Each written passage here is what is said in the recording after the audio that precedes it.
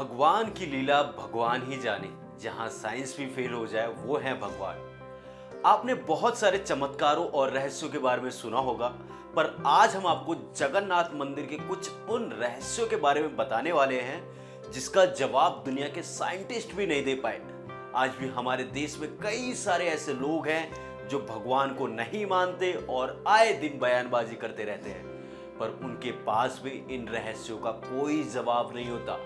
तो चलिए आज हम आपको पुरी के विश्व प्रसिद्ध मंदिर भगवान विष्णु के रहस्यों के बारे में बताते हैं। नमस्कार दोस्तों, मेरा नाम शिवा है और आप देख रहे हैं न्यूज रूम पोस्ट। बद्रीनाथ धाम को जहां जगत के पालनहार भगवान विष्णु का 8वां बैकुंठ माना जाता है, वही जगन्नाथ धाम को भी धरती के बैकुंठ के स्वरूप माना गया है। ओडिशा के तटवर्ती शहर पुरी में स्थित यह विश्व प्रसिद्ध मंदिर भगवान विष्णु के अवतार श्री कृष्ण को समर्पित है। पुरी का यह पौराणिक मंदिर अपने आप में काफी अलौकिक है। 800 साल से भी ज्यादा पुराने इस पवित्र मंदिर से जुड़ी ऐसी कई रहस्यमय और चमत्कारी बातें हैं जो हैरान कर देती है। इसका जवाब विज्ञान के पास भी नहीं है। आमतौर पर दिन के समय हवा समुद्र से धरती की तरफ चलती है और शाम को धरती से समुद्र की तरफ। लेकिन आपको जानकर हैरानी होगी कि यहाँ यह प्रक्रिया उल्टी है। मंदिर का झंडा हमेशा हवा की दिशा के विपरीत लहराता है। हवा का रुख जिस दिशा में होता है, झंडा उसके विपरीत दिशा में लहराता है। कहा जाता है कि जगन्नाथ मंदिर में दुनिया की सबसे बड़ी रसोई है। जी हाँ, दुनिया की सबसे बड़ी रसोई जगन्नाथ में है। रसोई का रहस्य यह है कि यहाँ भगवान का प्रसाद पकाने के लिए 7 बर्तन एक के ऊपर एक रखे जाते हैं। ये बर्तन मिट्टी के होते हैं जिसमें प्रसाद चूल्हे पर ही पकाया जाता है। आश्चर्य की बात यह है कि इस दौरान सबसे ऊपर रखे बर्तन का पकवान सबसे पहले पकता है, फिर उसके बाद नीचे, फिर नीचे, फिर नीचे। इस तरीके से सबसे पहले ऊपर का पकता है, फिर उसके बाद नीचे का।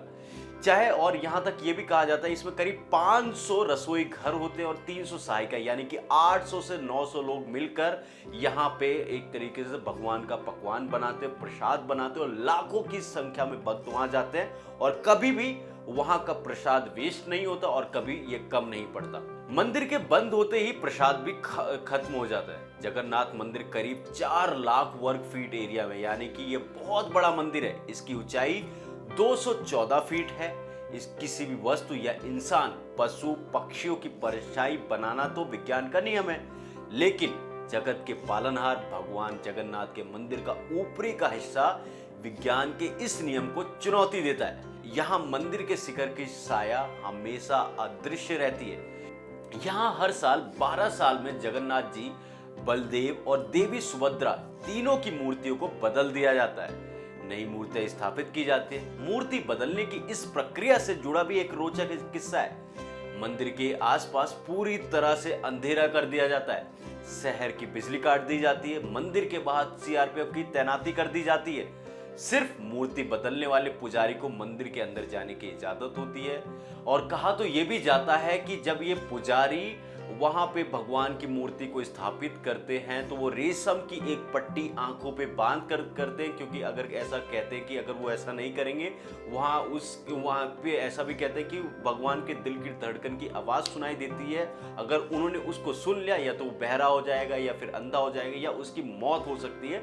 ये भी ऐसा वहां के बारे में कहा जाता है। और आपको एक बात और बता दें, आमतौर पर मंदिर, मस्जिद या बड़ी इमारतों पर पक्षियों को बैठे देखा होगा, लेकिन पुरी के मंदिर के ऊपर से ना ही कभी कोई प्लेन उड़ता है और ना ही कोई पक्षी मंदिर के शिखर पर बैठता है। भारत के किसी दूसरे मंदिर में भी ऐसा नहीं देखा गया है। आपको एक बात और बता दें कि इस मंदिर के बारे में ऐसा कहा जाता है कि आप मंदिर के एक कदम बाहर हैं तो आपको समुद्र की आवाजें आपको महसूस होंगी, आपको सुनाई देंगी, पर समुद्र के अंदर कदम रखते ही आपको समुद्र की ध्वनि सुनाई बंद हो जाती है।